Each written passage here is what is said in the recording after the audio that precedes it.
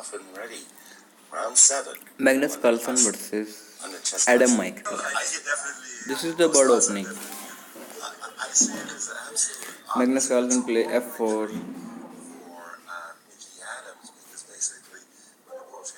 and d5, played by the Michael Adams. Knight f3, played by the Magnus Carlsen. It's a very interesting match. Knight f6, played by the Michael Adams.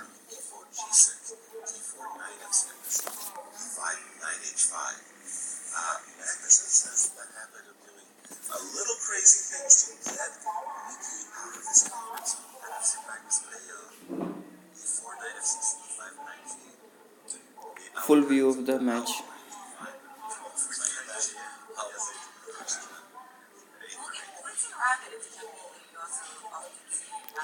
It is a classical match.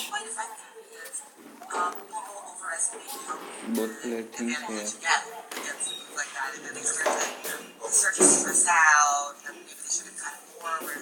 So it's a very psychological tactic. Don't try it against alpha. I mean, obviously, I can see both sides. I think they're probably intellectual level very accurate. There's also emotion in chess, and from an emotional point of view, it might be a little bit like the tone back. Just because you're not expecting it, and maybe it just shows that Max is really out for him today. So you can see in preview in this match. This is an elite player we're talking about, Ricky Adams.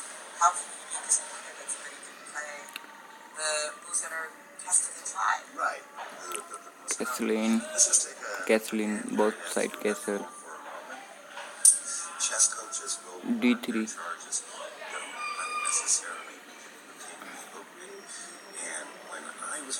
C5. F3. Answer came almost automatically. Knight C6.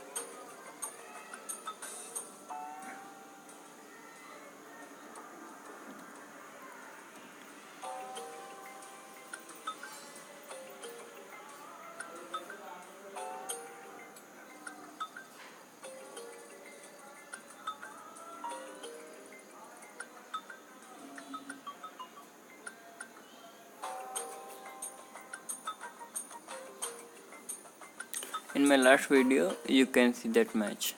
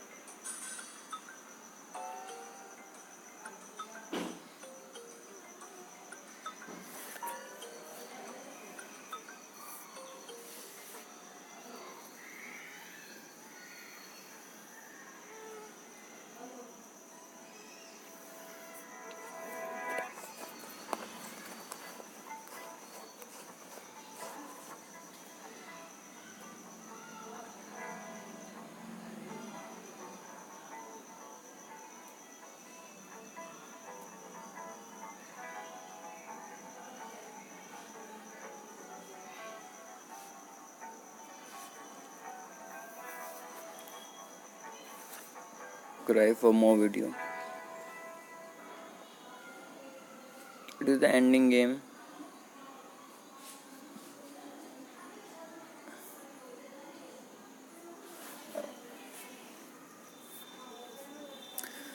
Magnus Carlsen have clear advantage.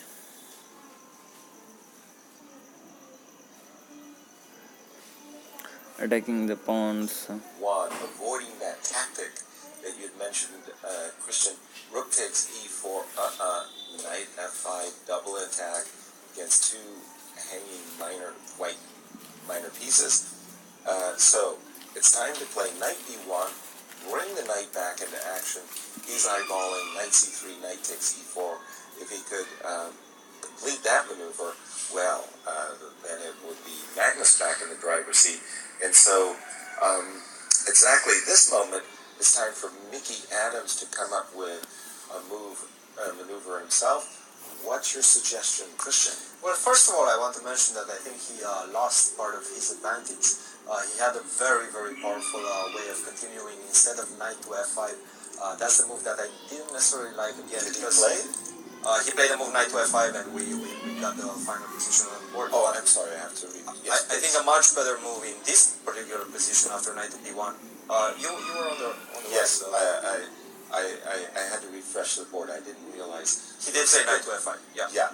And you did not necessarily like this choice. because I'm exchanging a very powerful knight on d4 for that knight on h4. Of course, there are some pros to that.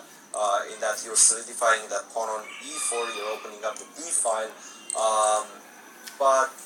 And this is what has happened, and you had a suggestion instead. A move such as e3, taking advantage of the fact that you simply cannot take that pawn because of what we were mentioning with the move knight to f5 losing a piece. Okay. So after e3 now, it all comes down to control over the dark squares. And I'm just going to defend that pawn with the move rook to e8.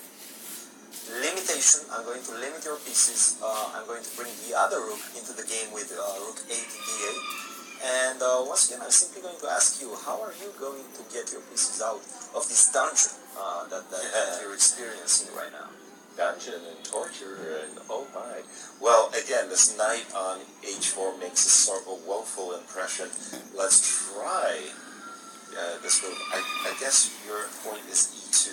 Or I think that's an option, but I think after e2 maybe you can take with the bishop. I think you have to take with the bishop. I have to take with the bishop, yes. So how do you defend this pawn on e3? Maybe I could go knight to f5, but even e2 looks pleasing. Looks logical, yeah. Bishop takes. And now I'm going to take on e2. And you're going to force two knights versus a rook, but you're getting... I'm getting on d2. That's yes. so important. And there's no So one thing is more important in chess. You are always patience. If you have the patience, then the good move automatically comes out. Clearly a two-result ending. You can see the resigning by Adam, Michael Adam. Equaling all of our decisive results beforehand. This is just what we love to see. Yeah, as Christian said that his favorite day was yesterday, but I reckon that his favorite day has changed because